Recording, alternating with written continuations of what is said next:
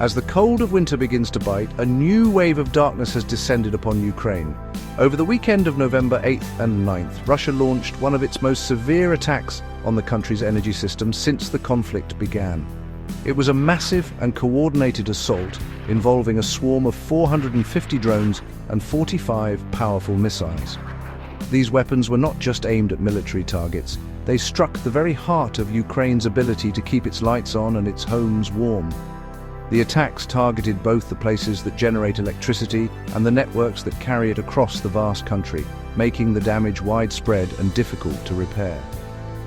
The human cost of this assault was immediate and tragic, with at least 7 people losing their lives. Beyond these devastating losses, the impact was felt by hundreds of thousands of ordinary Ukrainians. In the Kharkiv region alone, a major city that has already endured so much, around 100,000 homes were plunged into darkness and cold. The state-owned energy company, Centrenergo, had to stop operations at key power plants in both the Kyiv and Kharkiv regions. This intentional targeting of civilian infrastructure is a brutal tactic, designed to break the spirit of the Ukrainian people as the temperatures continue to drop. In the face of this destruction, a quiet army of heroes is working around the clock. Ukrainian repair crews are braving dangerous conditions, working tirelessly to mend the broken grid. Their job is incredibly complex, like trying to fix a shattered web. Every repaired wire and restored connection is a small victory against the darkness.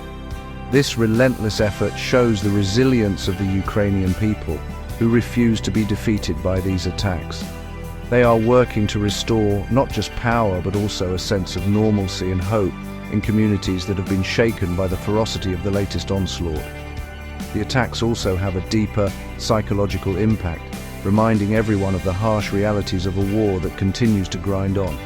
For families huddled in cold apartments, the power cuts are a constant physical reminder of the conflict raging around them.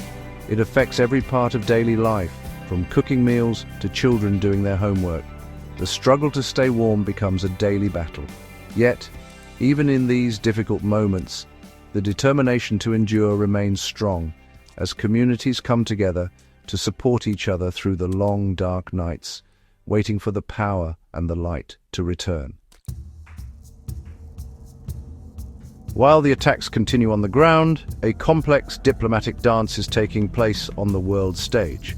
Russia's long-serving Foreign Minister Sergei Lavrov has recently signaled that he is ready to meet with the US Secretary of State, Marco Rubio.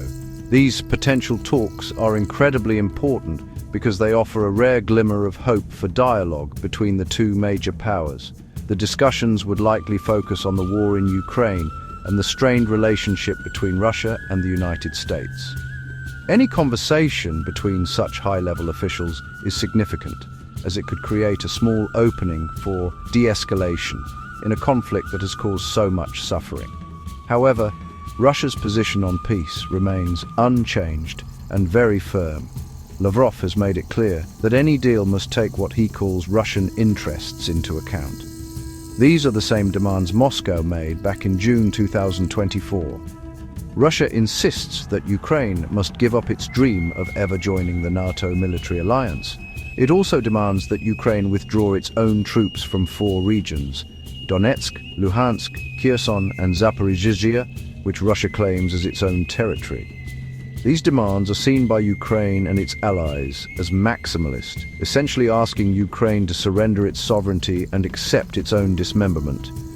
The backdrop to these potential talks includes a recent summit between President Putin and US President Donald Trump, which took place in Anchorage on August 15, 2025. Lavrov has referred to understandings reached at that meeting, suggesting it could be a foundation for a future agreement. This hints at ongoing behind-the-scenes communication between the two leaders. At the same time, there have been whispers of tension within the Kremlin itself. Lavrov's recent reappearance in the public eye came after rumors of a falling out with Putin, making his current statements on diplomacy all the more scrutinized by international observers. The world is watching this diplomatic maneuvering closely. The possibility of talks is a positive sign, but the wide gap between Russia's demands and what Ukraine is willing to accept remains a huge obstacle, For peace to have a real chance, one side will need to change its position dramatically. Until then, the fighting continues, and the statements from diplomats like Lavrov serve as a constant reminder of how far apart the two sides are. The path to a resolution is fraught with challenges, and these high-stakes conversations will determine whether that path leads toward peace or continued conflict. Faced with relentless aerial attacks, Ukraine is urgently working to strengthen its defenses and build a powerful shield to protect its cities and people. A key part of this strategy is acquiring advanced air defense systems. President Volodymyr Zelensky has announced that Ukraine is seeking to order 27 Patriot systems, a highly effective American-made defense technology capable of shooting down missiles and drones. To bridge the gap until those systems can be built and delivered, Ukraine is also borrowing similar anti-missile systems from its European allies. This is a race against time to protect civilian lives and critical infrastructure from Russia's bombardments. But Ukraine is not just relying on help from others. It is also becoming a formidable weapons producer in its own right. A new and impressive domestic arms industry, often described as a startup industry, has emerged from the necessities of war. One of its most significant achievements is the development of a new cruise missile. This powerful weapon has a very long range of 3,000 kilometers, allowing it to reach targets deep inside Russian territory. It travels at a speed of 900 kilometers per hour and carries a heavy payload of over 1 ton, making it a serious strategic asset for the Ukrainian military. The development of these domestic weapons is a game changer for Ukraine. It means the country is less dependent on the shifting political winds and supply chains of its international partners. Having its own long-range capabilities allows Ukraine to strike back and impose costs on Russia for its aggression. Recent strikes have already disrupted power and heating in the Russian cities of Voronezh and Belgorod, demonstrating that Ukraine can now reach military and strategic targets far from the front lines. This ability to retaliate is crucial for both military strategy and national morale, proving that Ukraine can defend itself proactively. This dual strategy of seeking foreign aid while simultaneously building a robust domestic defense industry showcases Ukraine's resilience and ingenuity. It is a clear message to Moscow that the Ukrainian people will use every tool at their disposal to defend their freedom and sovereignty.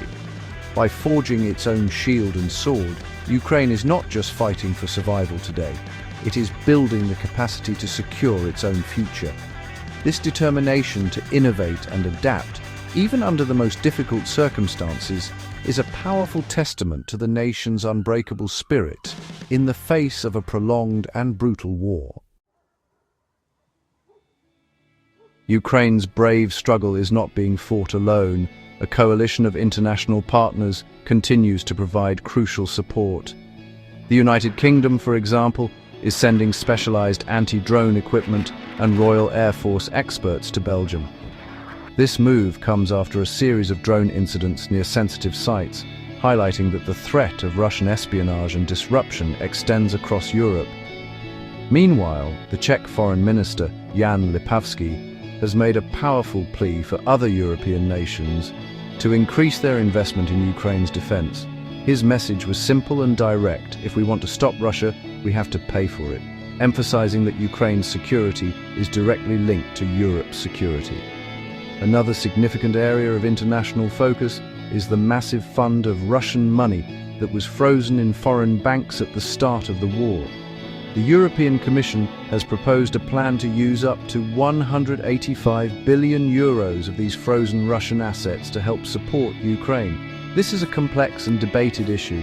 While many believe these funds should be used to help the country Russia has invaded, some nations are hesitant. For instance, Slovak Prime Minister Robert Fico has stated his country will not support any plan that uses the money for military aid, arguing it would only prolong the war. This international support, though sometimes complicated by political disagreements, is a lifeline for Ukraine. Every piece of equipment, every euro of financial aid, and every public statement of solidarity helps the country to keep fighting and functioning. It sends a powerful message to Russia that the world has not forgotten Ukraine, and that many nations remain committed to upholding international law and defending a sovereign country's right to exist. The ongoing help from allies is a critical factor that allows Ukraine to continue resisting a much larger invading force and to plan for its future. Despite the daily reports of fighting, destruction, and diplomatic standoffs, there remains a persistent hope for peace. This hope is rooted in the incredible strength and unity of the Ukrainian people, who continue to defend their homeland with courage and dignity. It is also found in the tireless efforts of diplomats and allies who are working to find a path toward a just and lasting resolution. The road ahead is uncertain and filled with challenges, but the global effort to support Ukraine and the unyielding spirit of its people provide a powerful beacon of hope for a future where peace is restored and the nation can finally begin to rebuild.